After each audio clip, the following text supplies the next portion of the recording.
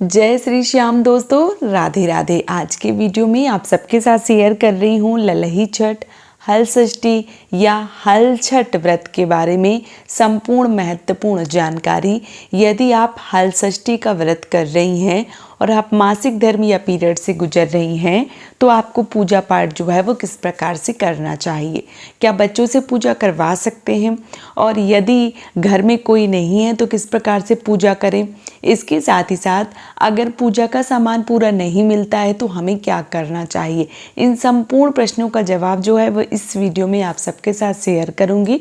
तो चलिए वीडियो को कर लेते हैं शुरू और जान लेते हैं हल षष्ठी व्रत के बारे में समस्त महत्वपूर्ण जानकारी। जैसे कि आप सबको पता है कि हल षष्ठी का जो व्रत है वो 14 तारीख को रखा जा रहा है।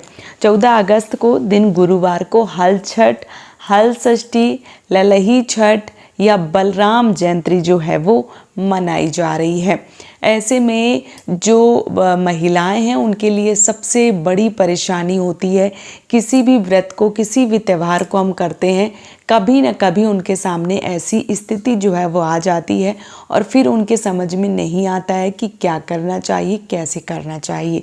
तो देखिए, ये एकदम से नेचुरल होता है, इसमें बहुत ज़्यादा परेशान होने की आवश्यकता नहीं होती है कि आप बहुत ज़्यादा परेशान हो, क्योंकि जब हम बहुत ज़्यादा परेशान होते हैं, टेंशन लेते हैं, तो कई बार समय से पहले ही जो स्थिति है वो ऐसी हो जाती है। तो ऐसे में हमें अपने जो माइंड है उसको एकदम से डिस्टर्ब नहीं करना है, बहुत ज़्यादा सोचना समझना नहीं है। और यदि पूजा अच्छे से हो जाती है तो बहुत ही उत्तम है। अगर नहीं हो पाती है, आपका पीरियड्स या मासिक धर्म आ जाता है, तो आप बहुत ज़्यादा परेशान ना हो। जहाँ भी आप रह रहे हैं वहाँ आपके आसपास जो भी पूजा करवा रहे हैं, आप जैसे मान लीजिए कि जो भी पूजा पाठ कर रहे हैं तो उसमें अगर कोई आपके जान पहचान का है या कोई आपके कुल का है तो आप उनसे पूजा जो है वो करवा सकती हैं। यदि ऐसा नहीं है, आप घर में रह रही हैं, मान लीजिए गांव में रह रही हैं, तो गांव में आप अपने जो भी बड़े हैं, जो भी परिवार के हैं, जो भी कुल के हैं, जैसे मान लीजिए आपके सास ससुर हो गए, आपके देवरानी जेठानी, आपके जेठ जेठानी, या आपके परिवार की चाची दादी, बहुत सारे रिश्ते होते हैं गांव में। तो आपके जो भी परिवार के हैं, कुल के हैं, आप उनसे जो मुकुआ हैं, जो दोने हैं, वो चढ़वा सकती हैं और पूजा जो है वो करवा सकती हैं। यदि मान लीजिए कि आप परदेश में रहती हैं, आपके आसपास कोई नहीं रहता है या उनको पूजा पाठ के बारे में ऐसी जानकारी नहीं है, तो आप ये पूजा जो है वो आप अपने पति से करवा सकती हैं। क्योंकि ये जो व्रत होता है, ये जो पूजा होता है हल षष्ठी का, ये अपने बच्चों के लिए किया जाता है और बच्चों की लंबी आयु के लिए किया जाता है, संतान के लिए। तो जो पिता होते हैं या जो माताएं होती हैं, संतान दोनों के लिए बराबर होती हैं। तो चाहे माता करें पूजा, चाहे पिता करें पूजा, संतान की आयु जो है वो लंबी होगी, क्योंकि दोनों की ही संतान है इसलिए। और इसके साथ ही साथ बहुत सारे लोगों के मन में ये भी प्रश्न आता है कि पति मान लीजिए ऑफिस चले गए हैं, मेरी ऐसी स्थिति हो गई है कि मैंने सारा सामान जो है वो लगा कर रख लिया है, अब क्या हम बच्चों से पूजा करवा दें? तो बिल्कुल नहीं, क्योंकि बच्चों के लिए इस व्रत को रखा जा रहा है, तो बच्चों से इस पूजा में कभी भी हाथ नहीं लगवाना चाहिए, बच्चों से पूजा जो है वो नहीं करवानी चाहिए। ऐसी स्थिति है कि घर में कोई नहीं है और पूजा पाठ जो है वो आप नहीं कर पा रही हैं, तो आपको बहुत ज़्यादा परेशान होने की आवश्यकता नहीं है। आप व्रत जो है वो पूरा कर लीजिए, पूजा पाठ करने की ज़रूरत फिर नहीं होती है। प्रणाम कीजिए भगवान को हाथ जोड़कर कि जो पूजा है वो आप ऐसी स्थिति में नहीं कर सकती हैं। अगली वर्ष जब भी व्रत जो है वो आएगा, आप अच्छी स्थिति में होंगी तो आप विधिवत रूप से पूजा अर्चना जो है वो ज़रूर करेंगी। ऐसा आप कह के व्रत को पूर्ण कर सकती हैं। इस व्रत में जो महुआ होता है, भैंस के दूध, दही, घी, जो भी चीज़ें हैं वो भैंस का ही लिया जाता है। तो भूल से भी आप गाय के दूध का, गाय के दही का, घी का इत्यादि गोबर का प्रयोग बिल्कुल भी ना करें, भैंस का ही प्रयोग जो है वो करें। जो भी चीज़ें ले रही हैं, जो भी प्रसाद इत्यादि बच जाता है वो भी आपको भैंस को ही खिलाना चाहिए। इसके साथ ही साथ बहुत सारी बहनें जो परदेश में रहती हैं उनको झरबेरी, पलास या महुआ इत्यादि नहीं मिल पाते हैं, तो उनके कई बार प्रश्न आते हैं कि दीदी ये सामान जो है वो नहीं मिल पा रहा है, तो ऐसे में क्या करना चाहिए। तो देखिए, अगर आप बाहर कहीं रह रहे हैं और आपको सामान नहीं मिल पा रहा है, तो ऐसे में आपको क्या करना चाहिए कि कुछ दक्षिणा जो है वो ज़रूर चढ़ा देनी चाहिए। जब कोई सामान नहीं मिलता है तो जो दक्षिणा होती है, जो पैसे होते हैं, वो उस कमी को पूरा कर देते हैं। इसलिए आपको पैसे जो हैं वो पूजा में ज़रूर चढ़ा देना चाहिए। कई बार चीज़ें मिल जाती हैं, कई बार नहीं मिलती हैं। जो भी चीज़ें मिल जाएं वो आप ले लीजिए। जो नहीं मिलती हैं उसमें आपको बहुत अधिक परेशान होने की आवश्यकता नहीं होती है कि आप मन में बहुत ज़्यादा असमंजस की स्थिति लाएं कि जो चीज़ें हैं वो नहीं मिल रही हैं, आप क्या करें। किसी के घर में बांस की डलिया में जो 6 अनाज हैं वो चढ़ाए जाते हैं और किसी के यहाँ 7 अनाज चढ़ाए जाते हैं। बांस की डलिया अगर नहीं मिलती है तो मिट्टी की जो दिबोलिया आती है उसमें भी भर के चढ़ाए जा सकते हैं, वो नई होनी चाहिए।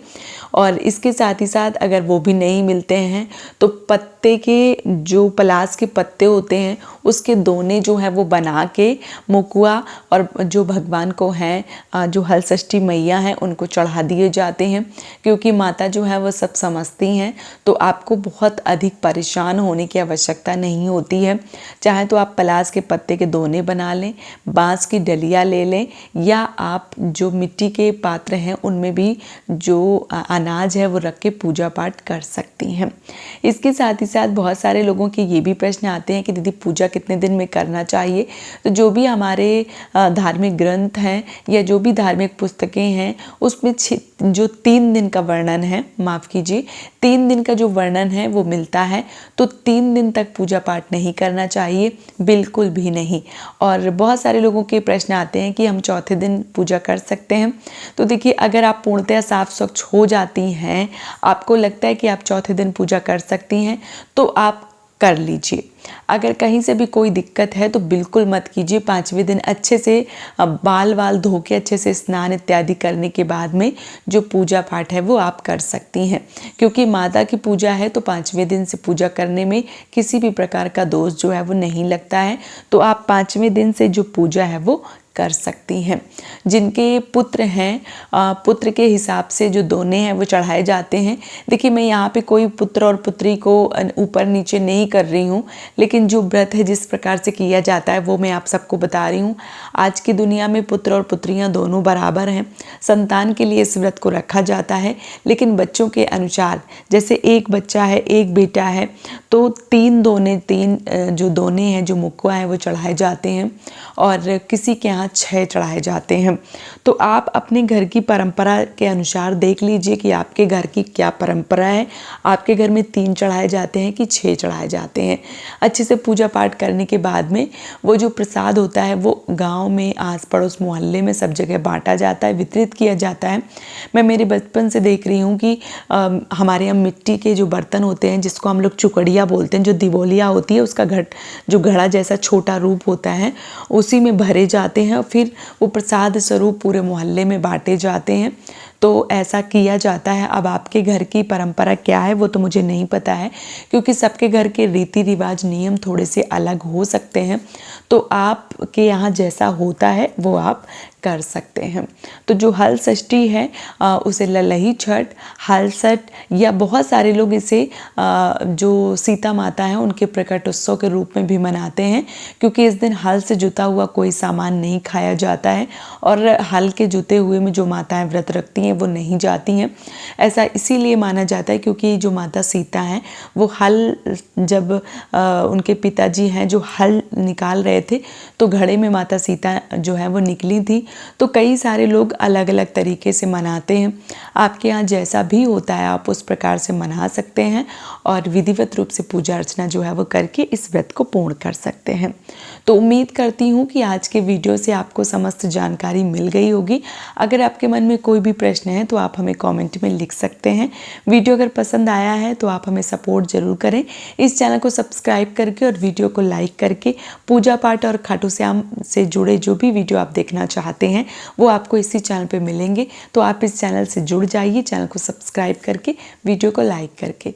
ये वीडियो यहीं पे समाप्त करूँगी। बहुत जल्दी मिलूँगी एक और नए वीडियो के साथ में। तब तक के लिए जय श्री श्याम दोस्तों। राधे राधे।